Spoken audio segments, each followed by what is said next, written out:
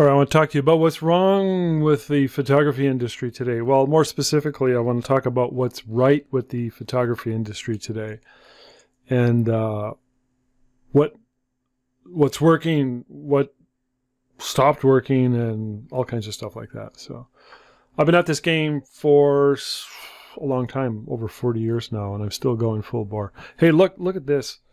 I don't know if you can see that.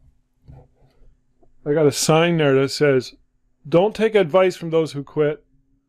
I got another sign here that says, "Don't be a little bitch."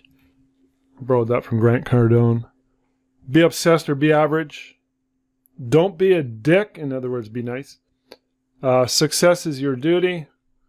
And you are greatness. Don't fight it. And of course, I got to have more cowbell. So I want to talk about the industry, give you some advice and some tips. Now, the reason I'm saying this stuff is because I notice some people are having a hard time and some people are pretty much getting out of it and some people are not enjoying the success they used to have. So I want to break down real quick. I'm going to go into each area: babies, children, families, weddings, commercial photography, and seniors and teams and individuals. I'm going to touch real quick on some core concepts. So, but I do have to start off by saying this, that you're in a business. Marketing is everything. It's everything. And as long as part of that is also your attitude. So having a success attitude is probably the primary, most important thing. If you've ever read the book Think and Grow Rich, the first chapter, the first key principle is desire. That book was written in 1930, what? 8? Something like that? Desire. So you got to want it. You got to be hungry. And that's important, something to think about. And I've always had the attitude of there's no excuses. There's no whining, complaining, or blaming. If I take a position of being a victim, I am doomed. So the worst thing to do is to fall into that position. So, and clients, I mean, nurturing your clients. I mean, we had a webinar last month, sponsored by Alba Mipoca, where we had I hosted it, and we had, I think, 8 photographers from across Canada, and we all shared our stories as to how we coped with the pandemic, the lockdown. And Maggie, her strategy, I really liked her strategy. What she did every day, she called minimum 3 clients and had a conversation with them. I'm like, wow, that is so Maggie. That is so amazing. Anyways, I had a hard time with this lockdown, but I still marketed my studio and sent out emails and got promotions ready in anticipation. I didn't like it one bit. I really, really struggled. For a while, I almost got nihilistic and dark. I thought we were doomed and we were never going to be able to run our business again. But it's been 2 weeks since we've opened up, and last Saturday I shot 4 fairy sessions, and the week before a couple families, and we're working on doing all kinds of stuff. But I'm going to talk about that in a bit. You know, I have one concept. It's an overreaching concept I want to talk about, and it's called the power of one. Dan Kennedy talks about this. Anybody who knows me knows I'm a big fan of Dan Kennedy. But the power of one, it means that you should never rely on one stream of income. So that's something to think about. I have real estate investments, and my wife sells jewelry, and we do a couple of other things on the side. We've got side gigs. My main income source, though, is the photography studio. But I'm always looking at ways to expand that and look at different ways with which to not be 100% dependent on it. And when I'm talking about marketing my photography business, I like to use what's called the Swiss Army knife. You've heard me talk about this before, and it means I'm not going to depend on one niche. So if I'm dependent on one and something changes in that niche, I'm doomed. Let me give you some examples. I'm going to go into each one. Okay, so baby photography. I used to do a shitload of babies, and one thing I did was the baby's first year wall panel, where we would mail. If you think mail is dead, I mean, I don't know. I can't disagree with you more. Imagine if you just, or about to have a baby, or you just had a baby and you received this amazing offer in the mail. There's something tangible about it, something real and authentic. And that's what we had done for many, many years. And that's how I was able to do 700-800 sessions a year. Now, I stopped doing them 4 or 5 years ago because I don't want to do that many babies. I'm over it. But I had other photographers do them, and it works. So babies, to me, works if you market them in the sense of doing a baby's first year wall panel and creating offers. Now, there's a lot of those baby shoots where they do the poses and the hanging from the trees and heavy Photoshop stuff, and that's cool. A lot of it works well in a larger market where there's a high-end sort of market for it. It doesn't interest me, and not that I'm interested in doing babies, but if I were, that just doesn't interest me. I know a lot of women in particular love that style of photography, and they're really good at shooting it. And if I were younger, starting out into photography and wanting to do babies, I would incorporate that into a funnel. I'd push the baby's first year, and I'd have a silver level, and then I would have a gold level and a platinum level. But the initial pitch, the initial offer, which I would predominantly use as direct mail and email and social media and SEO and blogging and XX, 101 ways to get one client to do babies. Instead of having one style and maybe being a very expensive baby newborn photographer where I do a minimum, it costs minimum amount of money, a couple $1,000, and they get in, and it just limits your market unless you're in a big, prosperous market. But if you're only shooting babies, unless it's a side gig, it's kind of risky depending on that and that alone. Babies was always one of many areas that we excelled in. It was for many, many years the cornerstone of our overall yearly gross volume. Second to that, I want to talk about children. So I think children have probably the greatest potential for profits. If you don't like shooting babies, sucks to be you, because you're giving up a lot, unless you're able to really excel in some of the other areas that I'm going to talk about. So the thing with kids is there's a lot of trends. You'll notice that these heavy backdrops and composites they have a little kid with a nice outfit on, maybe a little vintagey looking, and they're out on a country road, and the background seems to be expanded and blurred, and it looks very dimensional, and it's maybe got a lot of heavy artistic treatment to it. Again, that's an awesome thing.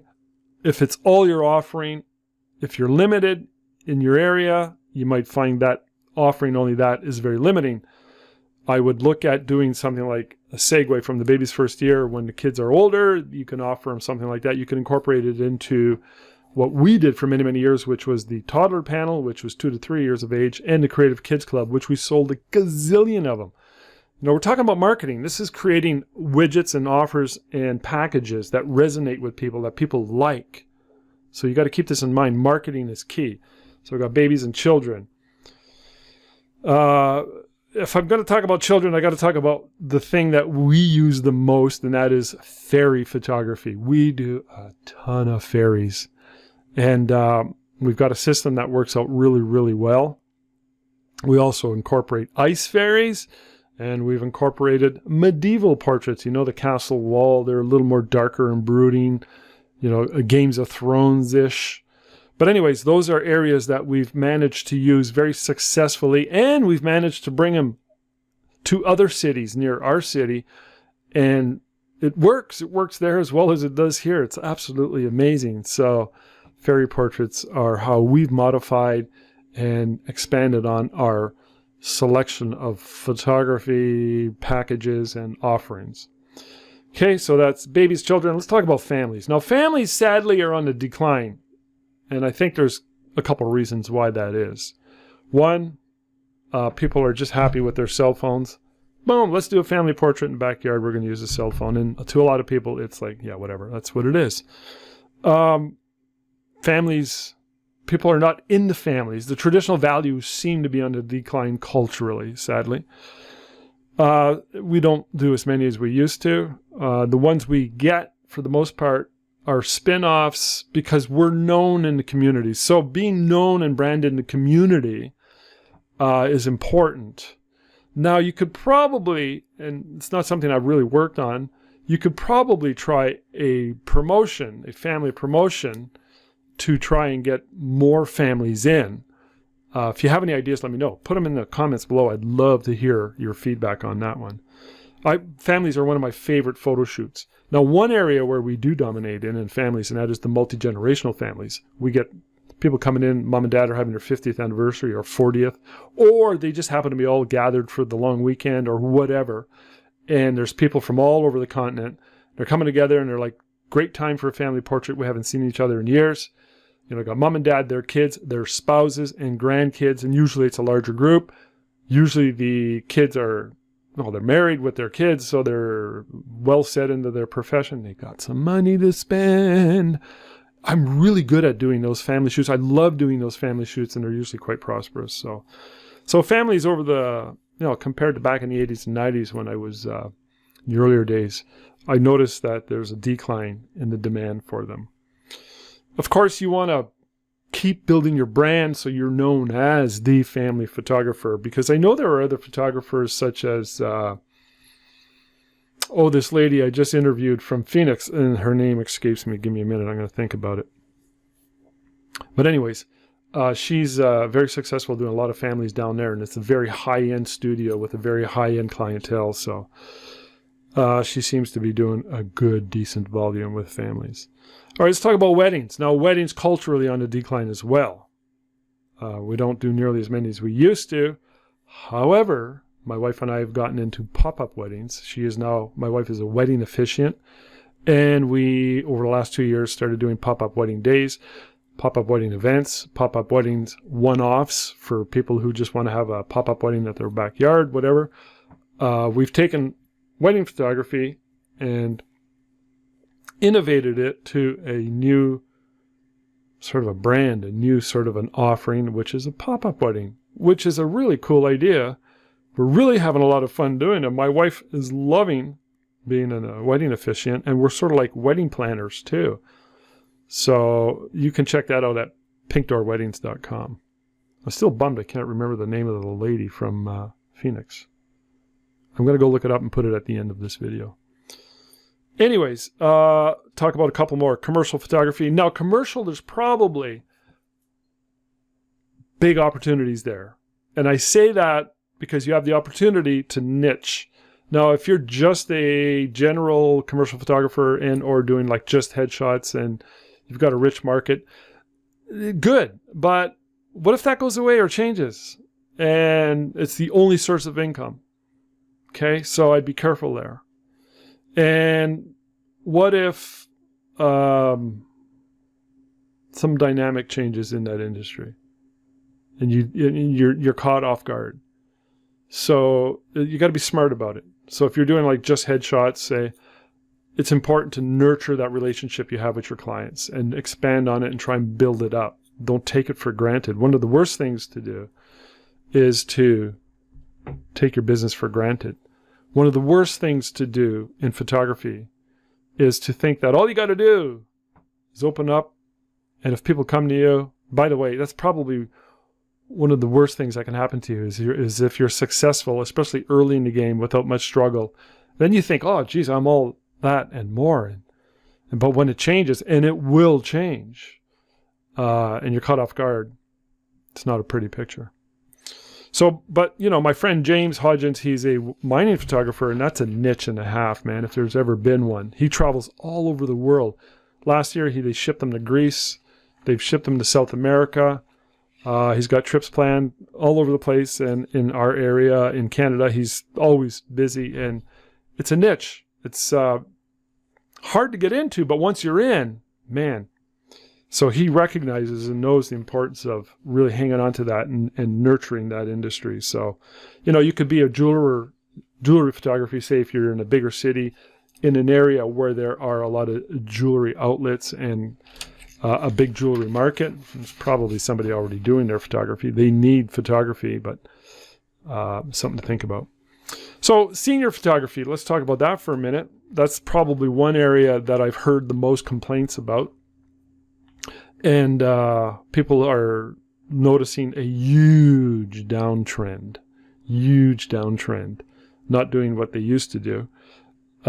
Again, if I were a wedding photographer only, or if I were a senior photographer only, and that was my niche, I'd be very, very nervous. Because if you're just doing mostly seniors, boom, changes. What the hell? You better be savvy and know what to do to either get into other niches or what to do about the niche that you're already in. It's risky when you're only relying on one niche. Now, I think of Warren Noyce, who's a Canadian photographer from northern Saskatchewan who moved there about 8 years ago. Didn't know a soul. Nobody knew him, and he established one of the most successful photography businesses I have ever seen, including senior photography in Canada, which is like non-heard of. He's booked year after year after year. He's doing it right. He's doing it right. So, and finally, I'm going to talk about teams and individuals. Now, there's an industry where they have their own conventions, and I know many, many photographers who are very successful. It seems to me you got to be in it for the long term.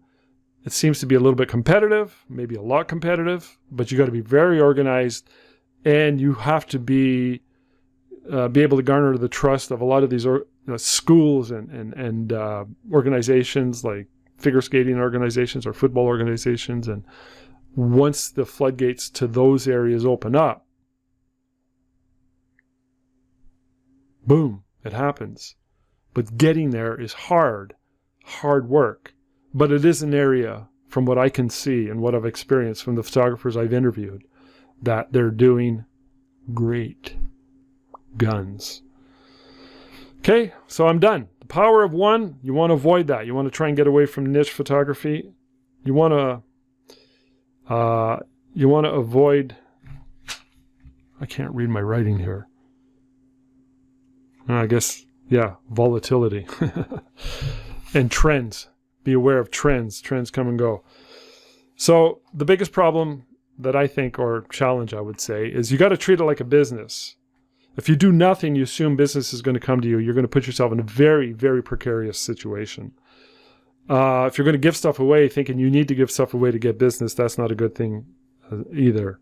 Or worse yet, if you're going to compete only on price, you're doomed. You're not going to last. So you have to have a big picture vision. You have to have the ability to take it as a business and think of marketing as your number one mojo, and go in there with a long-term 5 to 10 year vision. If you're not thinking that way, you're going to come across as a fly-by-nighter. You're going to come across as somebody who's in it just to get some extra money on the side, and you're a weekend shooter. You're not going to be taken seriously by your clients, which is so pervasive these days in the industry of photography. So treat it like a business. I got a lot more to say about that, but I'm done talking. I hope this has given you something to think about. Thank you. I almost forgot. Allison Tyler Jones. She's a portrait photographer out of Phoenix. I interviewed her and put her in the forum back in May. Absolutely love her work. So if you're a member of my forum, you want to check that out. Oh, by the way, while I was doing the rendering of this video, I sent Warren a text asking him why he was successful as a senior photographer in Canada. He says, I'm going to give you this right now as a little extra bonus. He says, shit, I don't know. Without sounding arrogant, I think it's because I connect with them. Just have the way creating the experience they want. It's about establishing a rapport, much like all portrait sessions, but with the kids, you just got to be in tune with them. I don't know what he's talking about. I sort of understand it in theory. I understand it, hypothetically. I guess I do. But I would love to be in a session with him, and I would see it. I would love to be able to see him at an actual session and witness it, sort of helping out with be his assistant or something like that, just to see, okay, man, this guy really connects. Is that all it is for him? I think there's more to it. He's not letting off. But to be successful in Canada, in northern Saskatchewan, in seniors, like packed every year after year after year. All right, I'm out of here. Thanks.